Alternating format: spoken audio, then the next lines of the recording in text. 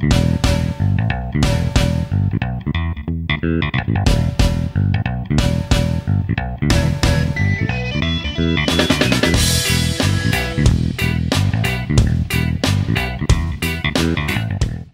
there and welcome along to another noob session. So I haven't done one in a while, so as the title would suggest, this is my Sazabi work in progress part 2, plus a channel update and what other projects I've been getting up to in the past few months. Yeah, basically I've been a little busy with life and etc and work, so the videos aren't as forthcoming as what they should be, but as long as I get a little bit of content out there for you guys, that's all what it's about. So first off, big thank you to all my new subscribers. I've had quite a lot of subscribers in the past couple of months, and I really appreciate it. The channel views are going up, and yeah, I'm getting some good feedback off my videos, so again, thanks. Right then, so where have I got with the Sazabi? As you can see, the head section, the torso, the shoulder pauldrons and the arms were just completed this morning.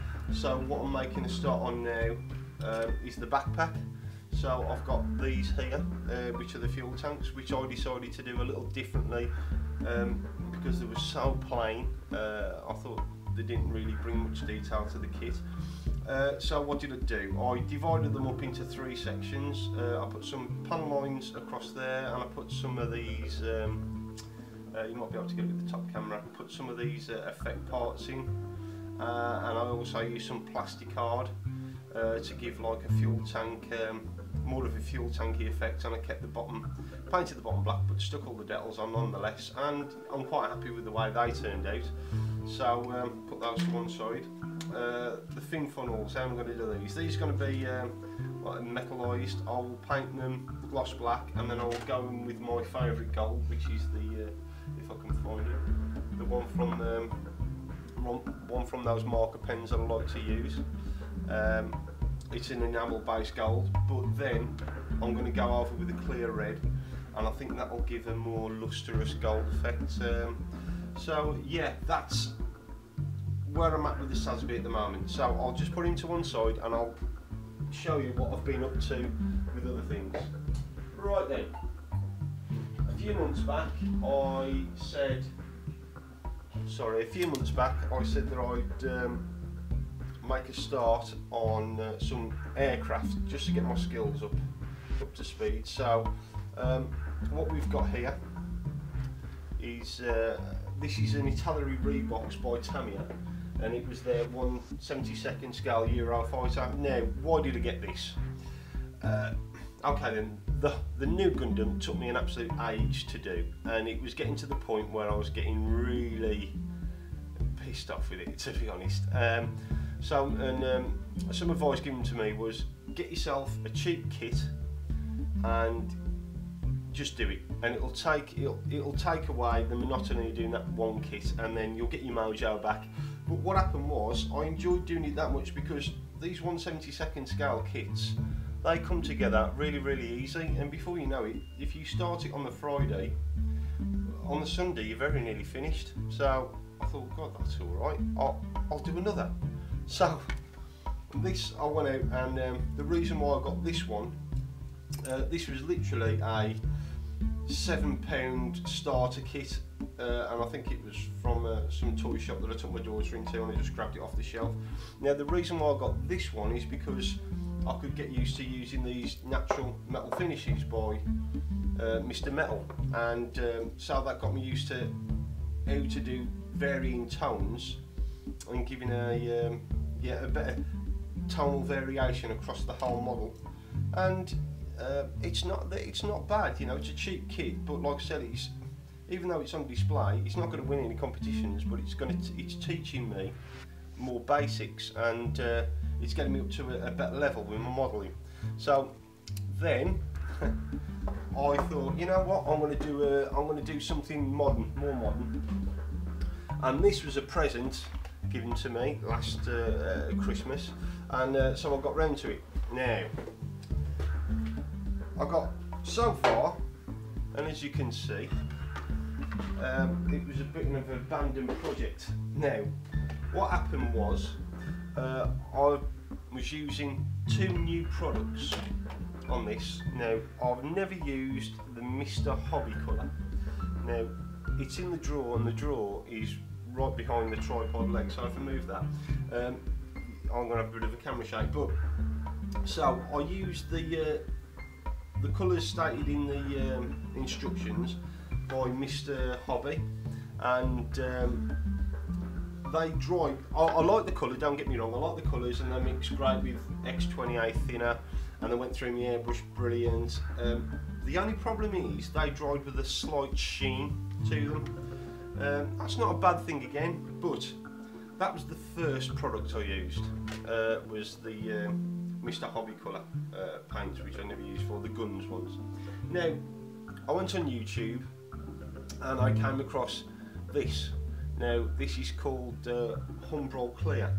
It's a gloss varnish. It can, you know, as you can see, it's thin. It can go straight through your airbrush, and you can dip canopies in it to give them a clearer appearance and a more newer appearance if they're old. But the mistake I made with this is it's not your pledge clear. It's not, by any shot of the imagination, it's not. I made the mistake of getting this new product, sticking it in my airbrush, and like I do with the pledge clear, I go over a layer at a time, and I can feel when it's dry, and I know that it's the layers are building up progressively. Now, because the paint had such a slight sheen to it, and this stuff isn't exactly quick drying, let's say, that I went a bit overboard. I couldn't really tell the areas in which I covered enough and hadn't covered enough. So I ended up building up and building up and building up the layers until it was literally like, you know, it was super shiny but really sticky. And I let it go for a couple of days, and then I noticed little eggshell cracks starting to appear. Well, obviously what I'd done, I'd put too much of this clear coat on, and it shrunk and produced these little cracks. Now, it didn't look that bad until it came time to start putting the wash on, and as soon as I put the wash on, it was game over. It was scrap, you know, and that was it. It was done. So, you know, you learn by your mistakes, and I was a little bit peeved, a little bit pissed off. However, the kit itself, it was an £8 kit, I think, and you know, I do apologise for whoever got it, mate. You know you are. And it's, even though I did stick the head-on cockpit set in, it's, you know, it's just one of those things. So I didn't get too disheartened by it. I went out and I got myself something else. Yeah. This one I had a bit more success with. This is the Sukhoi T50. Now, this is the Russians' version of the F-22. Yeah, this was the Revell kit, a dog of a kit, but I took my time with it. And what did I have to do with it? Now, I did buy these scribing tools, so the trumpeter one and the Tamiya P cutter, so I could get up to speed with panel lining for Gundams later on down the line. Now, what I had to do with this entire kit had a bit of a rough texture to it, so I had to take sanding blocks before I'd done anything and rub the entire aircraft down, back, front, all the pieces that had this texture on, and then I had to painstakingly go around and re-scribe every single panel line. Now, as you can see, that seems to have done the trick. The painting, I used the Revell Aquacolor paints. Now, there was not one that you could just paint on. You had to mix ratios, etc. But still, that didn't deter me, because it's all good for getting you used to mixing paints and creating colour schemes, etc. I really like the way this one's turned out. Again, I used the Mr. Metal buffer balls on the cans at the back, and they turned out really nice. And I used a matte varnish on it, and even those bits there, it was a real bad canopy fit. Those little black sections there, they were actually scribed into the canopy itself, but what I had to do, because it was such a bad canopy fit, I had to sand, once the canopy was fixed, I had to sand it down, and all these I just masked up with small bits of masking tape and sprayed back in to give the same effect. The good thing is there's no weapons bays either. There was just because it was an experimental aircraft, and you know, I'm really quite happy with the way that one turned out. I'm very happy to have that in my display cabinet, and it does catch the eye of people, and they do ask about what it is. So the last one I did was this one here, and this is the Platts X47B 1/72 scale, and it's the US Navy's new drone. Well, it's not just a drone. What is it? I'll get my head around it. I'll probably put a little thing up on the screen to let you know exactly what it is. UCAV, that's it, Unmanned Aerial Combat Vehicle. And this was super easy. I had this done in a weekend because being no cockpit, there's two halves of the fuselage, there's the intake at the front, there's the engine at the back, and you can't really have this, wheels come off, in a weapons door closet. It has to be like this, and it was really easy to do. It was really nice and quick to do, and again, it's a piece which catches the attention of people when they come round. And so yeah, that's what I've been up to for the past couple of months or so, is just getting my mojo back by doing a few quick aircraft models and some other bits and pieces. So then, now all that's done, I'll bring the Sazabi back out. So what have we got to look forward to in the future? So, Sazabi, he'll be done. When I get when I get round to it. What I'm tending to do is on Thursday when I get in from work, I'm getting a little section. I'm doing a section at a time, treating it like a little model each time. It doesn't really bother me if I'm getting any inconsistencies with the paint or anything like that, because I think that adds to the overall scale effect. Okay, my battery actually just went, so right then, where are we with the Sazabi and what we're going to do?